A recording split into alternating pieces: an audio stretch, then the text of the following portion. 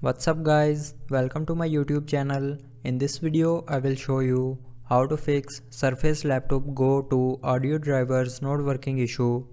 So before starting the video, don't forget to subscribe the channel and also press the bell icon. So let's start the video without wasting any time.